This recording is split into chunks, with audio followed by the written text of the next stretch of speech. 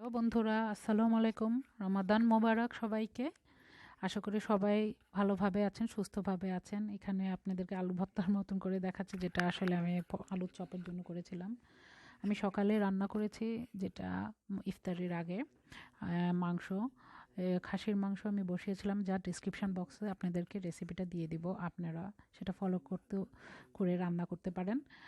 খাসির মাংসটাকে আমি অনেকক্ষণ মানে 1.5 ঘন্টার মতন প্রায় মানে কষিয়েছি, এবং সেখানে আমি আপনাদেরকে মশলা যা যা দেওয়ার আপনারা দিবেন পছন্দ মতো। কিন্তু খাসির মাংসে আমি একটু আদা পেস্টটা একটু বেশি দিই, যাতে গন্ধটা কম লাগে। ওই পাশে এক পাশে আর আমি মাসকলাইর ডাল রান্না করেছি।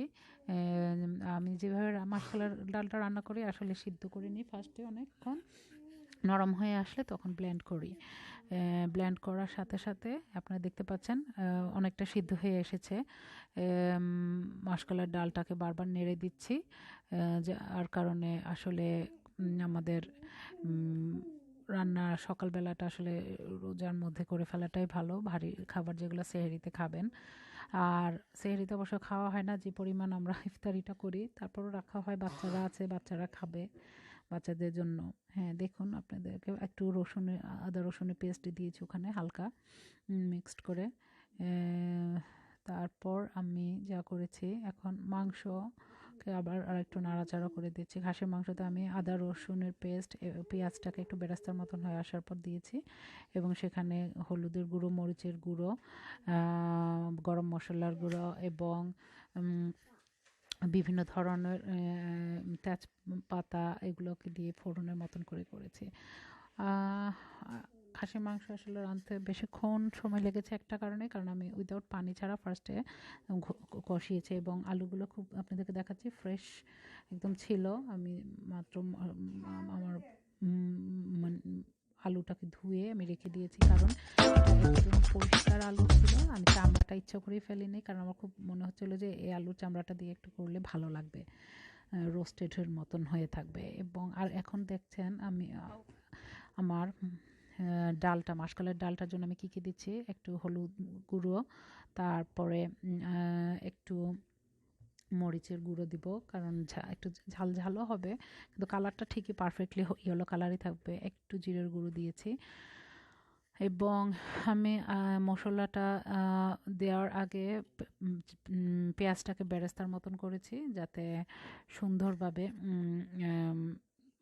বাগারের মতন লাগবে। এখান দিয়ে আমি আবার এক পাশে আমি আলু দিয়ে যখন কষিয়েছি, তারপরে পানি দিয়ে দিয়েছি, ফুটন্ত কেটেলের পানি, এবং একে ভালোভাবে নাড়াচাড়া করে তারপরে ঢাকনা দিয়ে সিদ্ধ করব।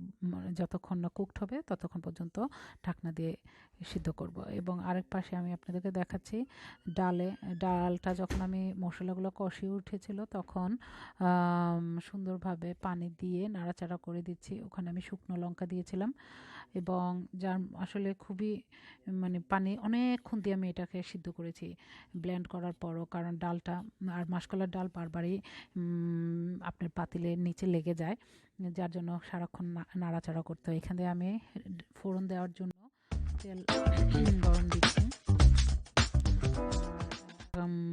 তেলে আমি দিয়েছি একটু পেঁয়াজ, একটু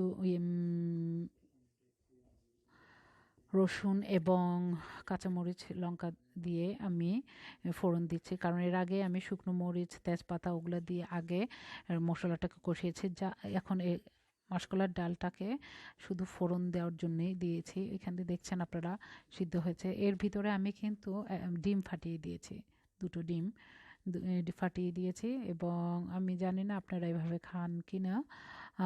ডিম ফাটিয়ে দিয়ে তারপরে আমি রান্না করতে থাকি অনেকক্ষণ, এবং কিছুক্ষণ পরে নাড়া দেই, এবং ডালে ফোড়ন যেভাবে দেয় সেভাবে এখানেও আমি ফোড়ন দিয়েছি। দেখুন ফোড়নটা কীভাবে দিয়েছি, কারণ আমার মনে হচ্ছে যে ওখান থেকে একটু সব কিছু একটু একটু ডাল নিয়ে পরে একটু সিদ্ধ করার পর এটাকে যদি কতক্ষণ একটু নাড়ি ফ্রাই প্যানে, ওইটার স্মেলটা আর একটু ভালো আসে। এই ভিডিওতে আমি চেষ্টা করেছি আপনাদেরকে যতটুকু পারা যায়, রমজান মাসে আসলে আমাদের সময় থাকে না অনেক কিছু করার, রান্না করার, তারপরও মানে করতে হবে বাচ্চাদের জন্য। সব কিছুই আসলে আপনার ঘরের জন্যই করতে হয়। খাওয়া আমি এখানে শরবতটা বানিয়েছি তোকমা লেবু দিয়ে, চিনি দিয়ে। কেউ যদি লবণ দিয়ে একটু দিতে চান দিতে পারেন। এখানে শরবতটায় চিনি দিয়েছিলাম আমি, এবং এই শরবতটা আসলে খুবই তৃপ্তি দেয়, তোকমা সহ পেটে, মানে আরামদায়ক একটা শরবত। আর আমরা এখন ইফতারির জন্য যেটা করেছি সেটা আপনাদেরকে অল্প শেয়ার করেছি। অনেক ভাজাপোনা করা হয়েছিল আমাদের ইফতারিতে, পেঁয়াজু, ছোলা, বুট, বেগুনি, তারপরে বার্গার ছিল, আর ফ্রুটস ছিল 2-3 রকমের।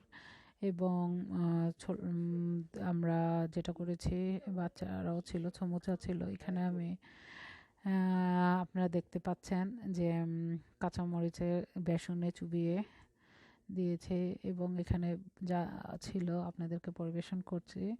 আমার মেয়ে প্রথম রোজা রেখেছিল, সেই জন্য ওকেও ওর প্লেট সাজিয়ে দিয়েছি। ও আমাকে হেল্প করেছিল, আমার হাজব্যান্ডও হেল্প করেছিল। আমার ছেলে বসে বসে গেমস খেলছে এবং তার সারাক্ষণই সে গেমসে ব্যস্ত।